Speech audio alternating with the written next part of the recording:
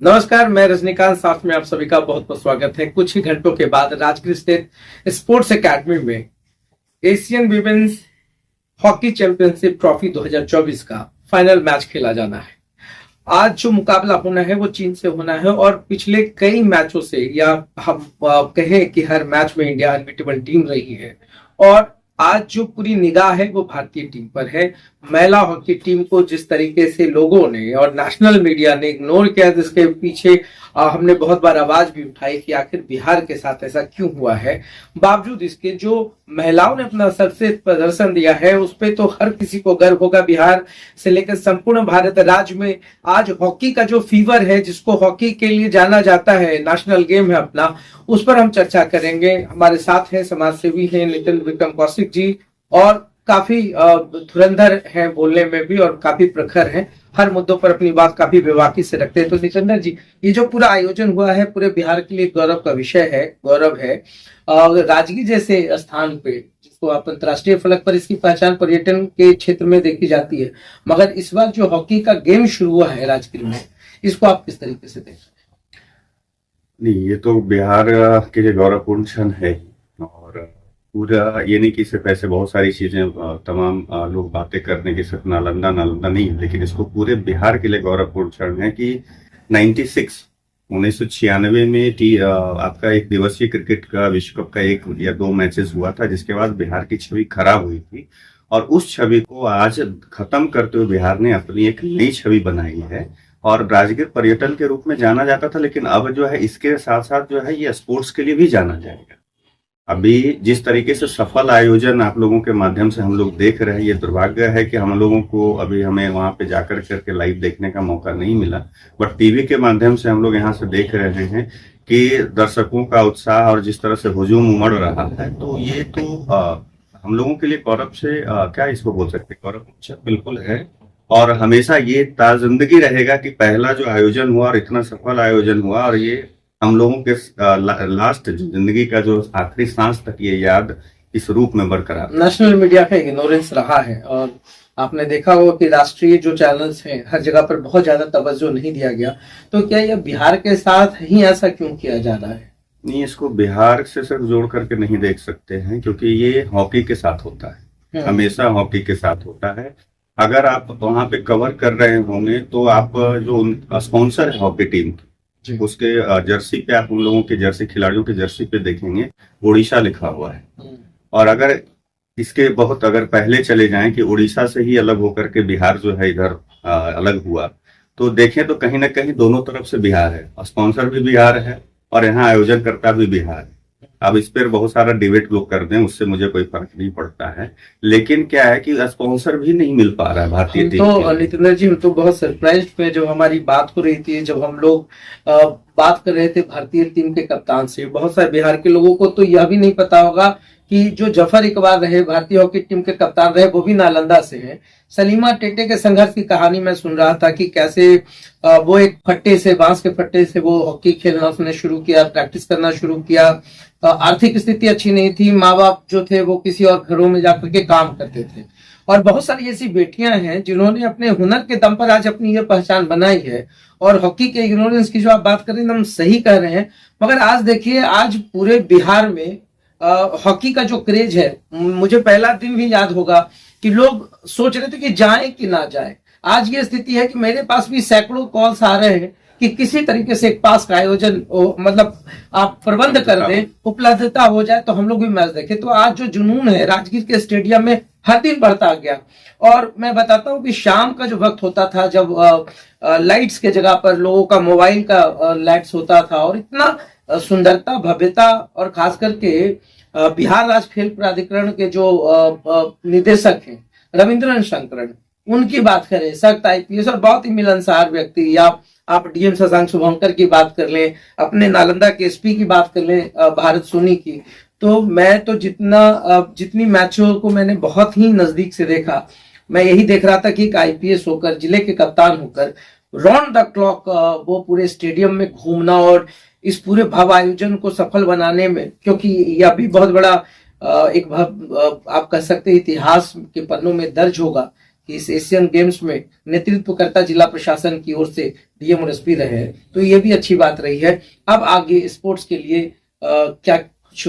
समझ पा रहे हैं आप? देखिए ऐसा है ना कि एक नाम आप भूल गए कि अभी जो भारतीय विमेंस हॉकी टीम के जो कोच हैं वो भी बिहार के हैं। हरिंदर सिंह भी बिहार वो के छपरा के हैं। और उनके मन में अगर उनके से भी इंटरव्यू आप करें या किए नहीं, हम तो बात किए थे, तो उन्होंने भी जो बताया है कि ये मेरे लिए सबसे ज्यादा गौरवपूर्ण क्षण है कि यहाँ पे बिहार का हूँ और बिहार में एशियन चैंपियंस ट्रॉफी हो रहा है, और अगर इसमें हमारी टीम जीतती है तो हमारे लिए इससे बड़ा कुछ नहीं हो सकता है।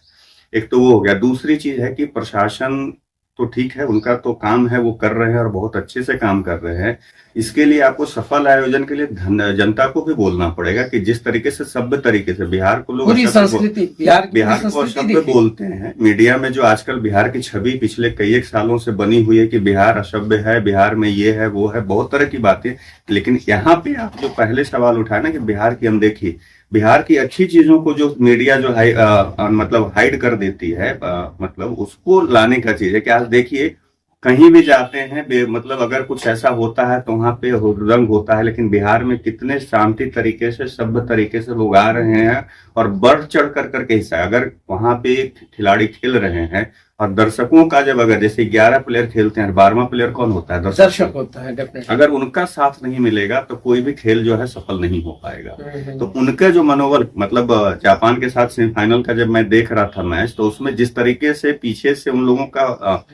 चल रहा था साथ में, एक शोर के माध्यम से जो उनको सपोर्ट मिल रहा है और 12वां खिलाड़ी के रूप में जो सहयोग कर रहे थे वो अद्भुत था। तो ये चीज भी आपको देखना होगा कि प्रशासन और सरकार के साथ का कोऑर्डिनेशन बहुत अच्छा। पहले तो आपको नीतीश कुमार को धन्यवाद देना हम लोग को चाहिए कि एक मुख्यमंत्री जो इतना बड़ा विजनरी विजन देखे कि हाँ ऐसा भी हम कर सकते हैं। जबकि मोइनुल हक स्टेडियम आपके पास होते हुए भी हम जो छिछा लेदर 96 में हुआ कि बगल में जो श्रीलंका और यहाँ जिम्बाब्वे की टीम आई थी 96 में, और जो वहां पे उन लोगों के साथ व्यवहार हुआ, जो टीम की ये पिच की जो स्थिति थी, वहां पे आसपास के ग्राउंड के आसपास का जो वहां पे माहौल था, उसकी वजह से वहां पे बैन कर दिया और आपको ये भी बता दें कि जिस मोइनुल हक स्टेडियम की बात होती है, मोइनुल साहब भी अस्थामा के, बिहार के नालंदा के अस्थामा। उसमें एक और अभी जो है खुशी की बात है कि मोइनुल हक स्टेडियम बीसीसीआई अपने अंडर में ले लिए। तो ये भी इसके लिए नीतीश कुमार को देना होगा लोगों को क्रेडिट कि हाँ भाई, लोग बोल देते हैं नीतीश कुमार को, अब पता नहीं पिछले 5-6 सालों से लोग उनके क्रेडिट क्यों नहीं देते। जबकि जो भी नालंदा यूनिवर्सिटी की बात कर ले, ये खेल कॉम्प्लेक्स की बात कर ले, टूरिज्म की बात कर ले, आज अगर ग्लास ब्रिज है, दूसरा ग्लास ब्रिज पूरे एशिया में, तो उन्हीं की सोच है ना। आज अगर पहाड़ के आसपास में जो ग्लास का कुछ बनने वाला है, वॉक जो बनने वाला है, उसका भी सोच उन्होंने लाया कि भाई वो भी बनेगा तो चाइना के बाद इंडिया में बिहार में ही बनने वाला है, इसके बाद नहीं। ये तमाम चीजें हैं। इसके साथ साथ देखिए कि अगर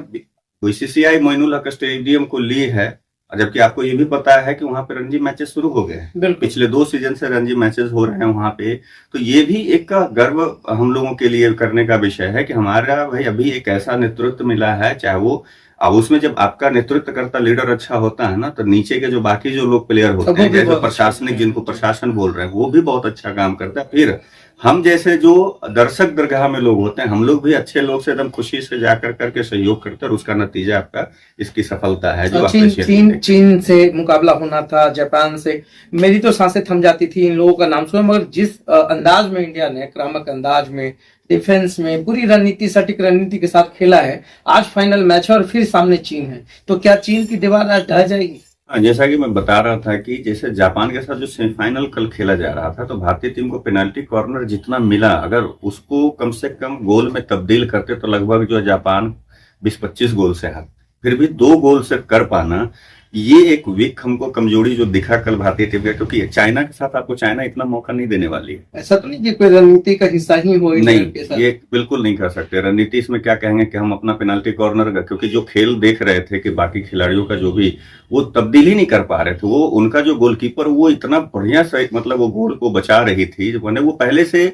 समझ रही थी कि जो भारतीय टीम की जो खिलाड़ी है जो वहां से स्ट्राइक ले रही है वो कहाँ किस ओर मारेगी गोल पोस्ट में, तो पहले ही से प्रिपेयर होकर उधर जाकर के गोल को रोक रही थी। तो इसके वजह से वो मुझे थोड़ा सा लगा कि, और जिस तरह से उन भारतीय खिलाड़ियों के चेहरे पे झल्लाहट आया उस समय, तो वो समझ में आ रहा था, क्योंकि अगर आप इतना मौके मिलने के बाद आप गोल में तब्दील नहीं कर पा रहे हैं और मात्र 2 गोल से जीतना, वो भी जापान टीम के खिलाफ, जबकि इसके पहले आप उनको हरा चुके हैं आसानी से। जबकि अगर चाइना की बात करें तो चाइना के साथ मैच में, पिछले मैच में भारतीय टीम 3-1 से जीती थी, 1 गोल चाइना ने भी किया था। बट अगर उतने मौके आपको उसमें इस तरह से मिस करेंगे चाइना के खिलाफ तो मुश्किल होगा। तो चलिए, आज फिर भी हमारी तो शुभकामनाएं और हम लोग सब भारतीयों की यही दुआ है, प्रार्थना है कि आज का मैच चीन से भारत जीत जाए और फिर चक दे इंडिया करके पूरे बिहार को एक नया हॉकी का नई परिभाषा जो होती है, और इस पूरे हॉकी को देखेंगे हम लोग, समझ पाएंगे, और आने वाला भविष्य तय करेगा कि अब बिहार वो बिहार नहीं रहा है जो सिर्फ ज्ञान की धरती रही है, जिसने पूरे विश्व को ज्ञान दिया है।